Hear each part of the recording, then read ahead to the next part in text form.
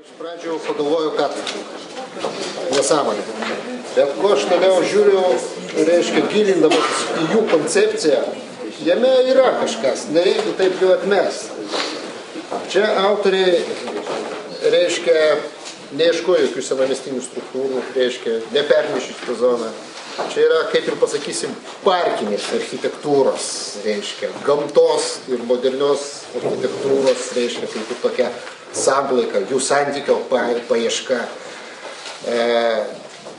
Aišku, reiškia, ten autoriai labai išsakė, kaip jie nori, reiškia, takelius padengti betonu. Bet atsiranda tada tokie klausimai, kaip su pačiais pastatais, kas irgi labai svarbu. Tokios detalės, projektuojant šitokius pastatus, jos, labai svarbu. Kaip? Samanom. Tai bus samanoma pauginti fasadą, jeigu ten bus žali fasadai, reiškia. Takus, jie ten akcentavo, kad visur samanos žemė. Aš dabar klausiu, o reiškia, apie pastatus jie nieko, tai čia va tokia ir lieka paslaptys. Čia, lyg pastatai, tai lyg pavieniai medžiai, lyg medžių grupės, reiškia. Bet žiūrint, reiškia, į baltus kubelius, reiškia, toks įspūdis nesusidaro. Tai tada, reiškia, arba jie nesugalvoja, arba jie nepasakė, reiškia.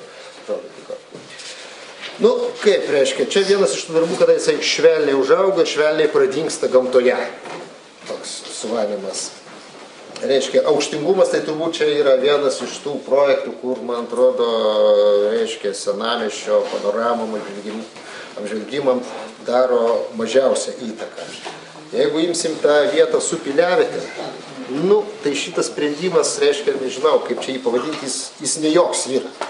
Reiškia, jokio dialogo su piliavietė. Tai šiuo požiūriu tas kampelis, reiškia, ir po to dar toliau gilinantis, reiškia, gal jis ir galėtų būti, jeigu, reiškia, sakysim, mums užtektų drąsos toliau vystyti tokį projektą. Čia aš įsivaizduoju, kad tikrai, pasauliniai praktikoje nelabai tokių yra, reiškia, tokių, kaip jie ten vadino, eko-urbanistinių struktūrų. Tai va, tai reiškia, bet aišku, čia yra tobulinti. Jeigu mes ten jau kritikavom, sakysim, reiškia, tų gyvenamų, tai čia aš jau nežinau, čia jau 2 metrai namas iki namo, ar ten 3 metrai, tai jau, tokie dalykai perspausti, reiškia, gal jie galėtų kažkaip ar siaurėti viršų. Jeigu, sakysim, dar apatinį aukštą, kur yra komercija, visas tas žmogaus laisvas judėjimas, kaip miškia, demokratija, reiškia, čia išreikšta lyg ir, reiškia, labiausiai iš visų šitų projektų. Tai jau tie viršutiniai aukšteliai pradeda įtartinai kvepėti. Ir aišku, ten tos jų kalvelių formavimai, jeigu skelbia, kad tai yra demokratija, laisvės judėjimas ir automatiškai sudaro kaip ir tas judėjimo kliūtis, tai patys lyg ir savo, reiškia, prieštarauja savo deklaracijom. Ką reiškia? Aišku, čia šitam darbė man biskį pritrūko medžiagos, kad apie jį galima būtų daugiau šnekėti. Kaip ir, reiškia, pristatymė, žmonės daug papasakoja, kaip jie maždaug įsivaizduoja, bet tai yra viskas tokioj filosofiniai plotmei, reiškia, patį projektą žiūrint, reiškia, to nematai ir net negali įsivaizduoti, kokiu būdu tai bus padaryta. Gal tiek. Aš pradėčiau nuo profesoriaus Bučo klausimo, kuomet jis klausė apie pirmą projektą. Ar čia yra senamiesčio, reiškia, dalis, ar čia yra kita miesto dalis. Tai šiuo atveju aš sakyčiau tikrai kitos miesto, sakysim, Žemųjų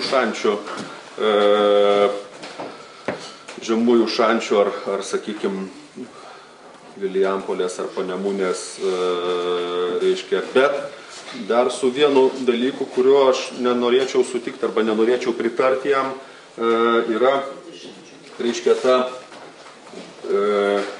kaimo charakteris. Čia, reiškia, toks, bažnytkaimio truputėlį tokiais, reiškia, fitneso išaugintais raumenimis įvaizdis, jis yra ir šitai miesto daliai, mano galva, nepriimtinas ir, kaip čia pasakius, švelniau, tame glūdi daug netiesos. Organizuoti reiškia, tokiam žaliame masyve, nors ten buvo bandoma aiškinti, kad tai yra samanos, tai yra įvaizdis, tai yra, reiškia, apželdinti visokiais būdais betoniniai takai. Na, žodžiu, vištienos skonio, reiškia, žuvis, tokia kinų, reiškia, virtuvės, tam tikros apgaulės, kas yra mano galva visiškai nepagrįsta, nemotyvuota ir netiesa. Ir, reiškia, tokių natūralių, kai buvo akcentuojama, nors visai buvo bandoma pasitikslinti, ką reiškia tų natūralių, tokių, reiškia, kur mes galime matyti, tam nors Dzūkijos nacionaliniam parke, pakrančių organizavimas miesto centre yra galimas tik absoliučiai privačioj teritorijoje, kur niekas nesilanko, tik tai šeima, reiškia, ir jos ten išskirtiniai svečiai. Taip kad tame glūdi projekte daug tokių, na, sakykime, manipulacijų, kurios vienaip ar kitaip išlystų, pradedant vystyti tokį projektą. Kitas dalykas, kaip ir Tadas paminėjo, yra ta struktūra, reiškia, jinai.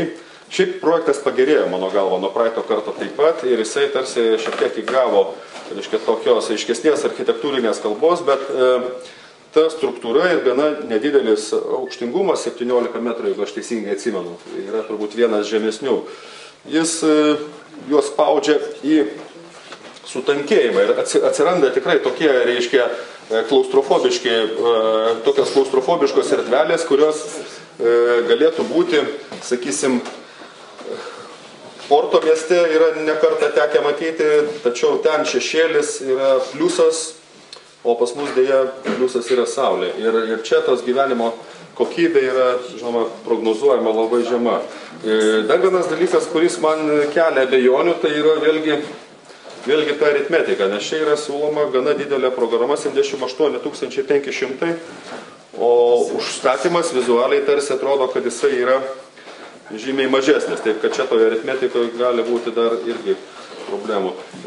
Dar keletas tokių kontroversiškų teiginių. Reiškia, autoriai teigia, kad nuo upės jie vengia horizontalių tūrių ir formuoja, reiškia, skaidimą, kuris būtų artimesnis senamiesčio struktūrai. Tačiau mes matom tokius monolitinius, pati schema, galbūt maža mastelėje ir galėjo būti patraukli, bet čia matom tokį monolitinį, reiškia, piešinį, kuris su senamiesčiu tikrai bendros kalbos vargu rastų, reiškia, ir man atrodo tokios, būtent horizontalios, stambios formos yra trūkumas. Kaip minėjau, tuo urbanistiniu požiūriu čia yra nulinis sprendimas ir vietos pagerinimo prasme, mano manymu, jis yra labai vidutiniškas.